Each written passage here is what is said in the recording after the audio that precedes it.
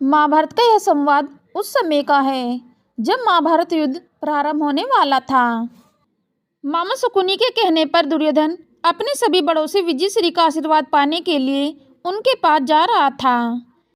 जब दुर्योधन विजयश्री का आशीर्वाद पाने की इच्छा से माता कुंती के पास पहुंचा, तो माता कुंती एक कोने में बैठी महाभारत युद्ध के बारे में विचार कर रही थी। तभी उनके कानों में एक ध्वनि आती है, प्रणाम छोटी माँ। कुंती ने पलटकर देखा तो दुर्योधन हाथ जोड़े खड़ा था। कुंती ने कहा, आयुष्मान भव पुत्र। यह सुनकर दुर्योधन बोला, ये क्या छोटी माँ, मैं तो आपसे विजयश्री का आशीर्वाद लेने आया था। तब कुंती मुस्कुराते हुए बोली, क्या यह आशीर्वाद तुमने अपनी माता से लिया है पुत्र? इस पर दुर्योधन ने कहा, नहीं छोटी माँ, वह आपके आशीर्वाद देने से पहले मुझे यह आशीर्वाद कभी नहीं देंगी। कुंती बोली, तो क्या तुमने पितामह से यह आशीर्वाद ले लिया है पुत्र? दुर्योधन ने कहा, वे तो मेरी सेना के प्रधान सेनापति हैं छोटी माँ, मैं इसी को उनका आशीर्वाद समझता हूँ। कुंती ने पूछा, तो क्या पुत्र द्रोणाचार्य और कुलगुरु कृपाचार्य ने तुम्हें यह आशीर्वाद दे दिया है?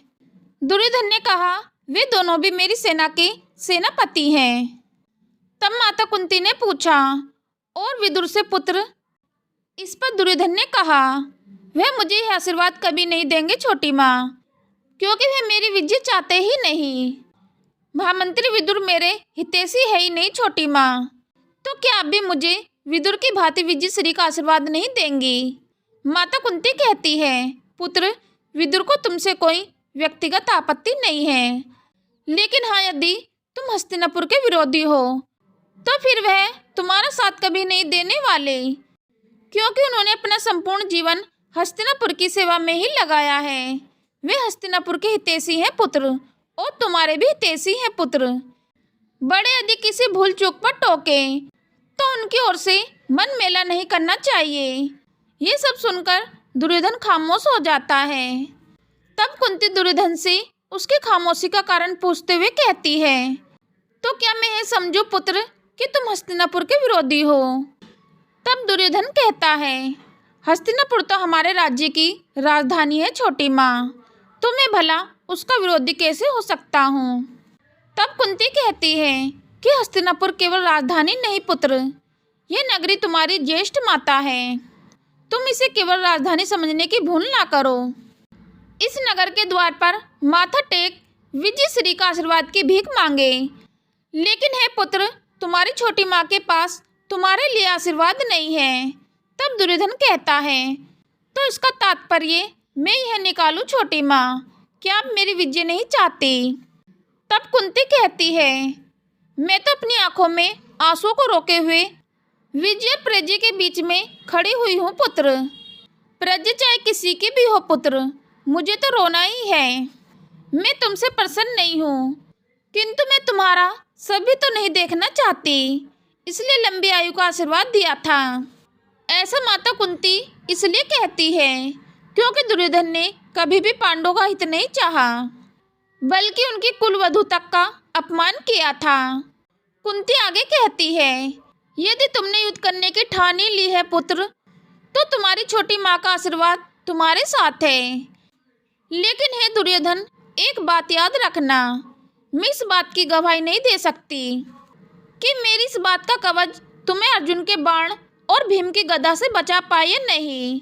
मित्रों, ये कुंती ऐसा इसलिए कहती हैं क्योंकि एक माँ भले ही अपने पुत्रों को उनकी गलती पर माफ़ कर दे, लेकिन एक पति अपनी पत्नी का अपमान करने वाले को कभी नहीं छोड़ेगा। यानी भीम और अर्जुन दुर्योधन के साथ युद्ध भूमि में क्या करेंगे, इसका दुर्योधन को अंदाजा भी नहीं था।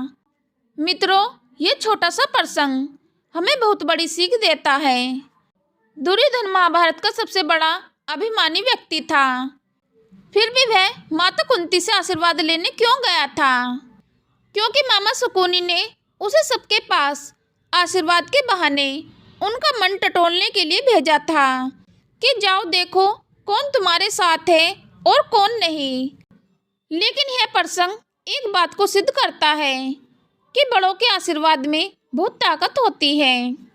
पांडवों को सभी ने विजय श्री का आशीर्वाद दिया था, लेकिन दुर्योधन को माता कुंती के अलावा किसी ने विजय श्री का आशीर्वाद नहीं दिया। ये कुंती का बड़ापन था, लेकिन आशीर्वाद फलीभूत हो गया नहीं। ये आपके कर्मों पर ही निर्भर करता है। पांडव हमेशा धर्म के पथ पर थे, इसलिए वे विजयी रहे, और दुर्योधन आरंभ से ही अधर्मी था, इसलिए उसे माता कुंती का आशीर्वाद भी नहीं बचा पाया। तो मित्रों, यह थी आज की वीडियो। उम्मीद करती हूँ ये वीडियो आपको पसंद आई होगी। तो इस वीडियो को लाइक शेयर जरूर कर दीजिए। यदि चैनल पर पहली बार आए हो तो चैनल को सब्सक्राइब करना ना भूलें। जय श्री कृष्णा, राधे राधे।